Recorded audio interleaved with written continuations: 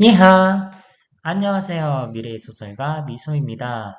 네, 오늘은 매슈 베이커의 소설 아메리카에 어서 오세요라는 소설의 평생형 편을 요약하는 시간을 가져보겠습니다. 오늘 이러한 시간을 마련한 계기는 일반 심리학 과제가 바로 이 아메리카에 어서 오세요라는 평생형 편의 마지막 부분 결말을 어떻게 할 건지에 대해서 쓰는 것이 과제인데요. 일반 심리학 과목은 60명이 듣는데 반해서 책은 도서관에 단 2권뿐이더라고요. 또 유튜브나 블로그 같은데 글을 찾아보더라도 단편소설 모음집인지라 평생형에 대한 자세한 요약이 돼 있는 부분이 없어서 과제에 대해서 되게 난해한 부분이 있을 것 같아서 준비하게 되었습니다. 이 챕터의 제목이기도 한 평생형은 이전까지의 모든 삶에 대해 구형한다는 뜻으로 집행 당시 시점 이전의 모든 기억을 삭제하는 형벌입니다. 여러분이 만약 평생형을 받는다면 그 이전까지의 모든 기억을 사라져서 자신이 어떤 삶을 살아왔는지 알 수 없는 것입니다. 즉, 여러분은 갑자기 아내 또는 형 또는 언니 혹은 부모님이 나타난다는 것이죠.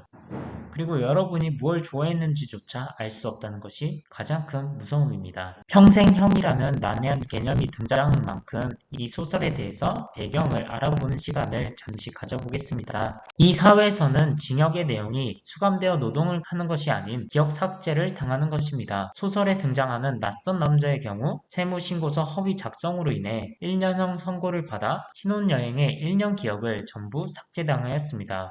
이 사회에서는 형벌이 기억의 삭제인 만큼 기억에 대한 체계적인 분류가 존재하는데요. 소설에서 나온 기억의 종류를 정리해 보겠습니다. 첫 번째는 일화 기억입니다. 말 그대로 개인적인 경험을 의미합니다. 두 번째로 의미 기억입니다. 나와 있듯이 일반적인 지식과 정보를 의미합니다. 세 번째로 절차 기억으로 사물을 이용하는 방법입니다. 세 가지 분류를 알기 쉽게 잠깐 정리해드리면 일화 기억은 여러분이 자전거를 탔다면 그 자전거를 타는 순간이 기억이 일화 기억입니다. 의미 기억은 자전거를 타려면 자전거 도로에서 탄다는 그런 정보입니다. 세 번째로는 절차 기억입니다. 여러분이 자전거를 탄다면 자전거를 어떻게 타야 되는지, 두 발을 어떻게 이용해서 손은 어떻게 하고 앞을 어떻게 봐야 하는지 하는 것을 절차 기억이라고 합니다. 이때 기억의 삭제로 인해 사라지는 기억은 일화 기억이라고 생각하시면 됩니다. 등장인물 소개를 시작하겠습니다. 워시라는 애칭을 가지고 있는 평생형의 집행을 받은 남자입니다. 주인공으로서 소설의 이야기를 풀어갑니다. 미아는 워싱턴의 아내로 워시가 이전과 전혀 다른 모습을 보이고 있음을 자각하게 하는 역할을 합니다. 제이든과 소피 역시 워싱턴의 자녀로서 워시와 함께하는 모습을 보여 워싱턴의 아내인 미아가 워시가 달라졌음을 느끼도록 하는 역할을 갖고 있습니다. 린지는 사회복지 감독관으로 워시와 상담하며 워시를 관리하고 워시에게 조언을 하는 역할을 하면서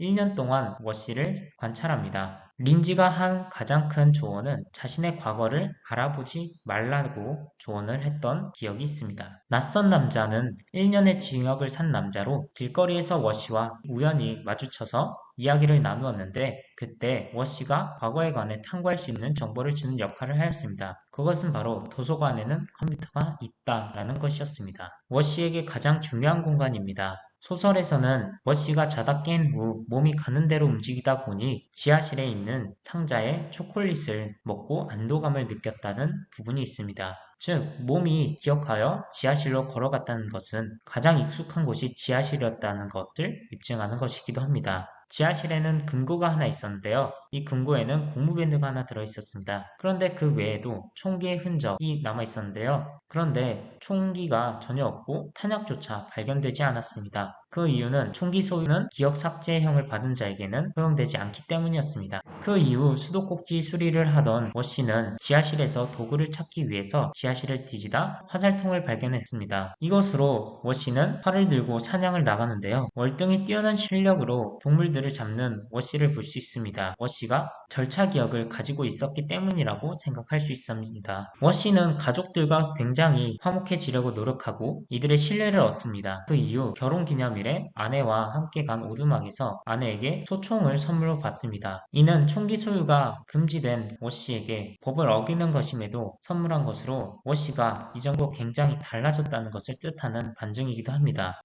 워시는 1년간의 린지의 사회복지 감독을 끝내고 화목한 가족 생활을 이어나갑니다. 워시는 낯선 남자가 말한 도서관에는 컴퓨터가 있다는 말을 듣고 도서관을 지나가면서 항상 자신의 과거를 궁금해하며 도서관을 쳐다봅니다. 그러던 어느 날 워시는 자녀의 학교를 돕지 않고 결국 도서관에 찾아 컴퓨터를 열람합니다. 컴퓨터에서 인터넷에 자신의 이름을 쳤는데요. 그 이유는 낯선 남자가 평생형을 받을 정도의 범죄면 그 기사가 엄청나게 많이 있을 것이라는 말을 했기 때문입니다. 그러나 워시가 검색했으나 돌아온 건 아무것도 없었습니다. 워시는 실망하여 도서관을 나가려던 찰나 갑자기 하나의 생각이 번쩍이며 다시 컴퓨터 앞에 앉아 자신의 지역명과 이름을 섞어 검색을 합니다. 그 이후 수많은 관련 기사들이 떠오르고 워시는 그것을 보고 감정 기복에 휩싸입니다. 기사 제목을 보고 흥분하여 누르려던 찰나 워시는 이런 생각을 합니다. 이것을 봄으로써 나의 인생이 뒤바뀌진 않을까? 과연 내가 이것을 보아야 할까?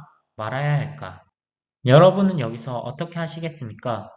여러분의 일상을 뒤집을 수 있는 그런 기사를 클릭하여 여러분의 과거와 진실을 살피시겠습니까?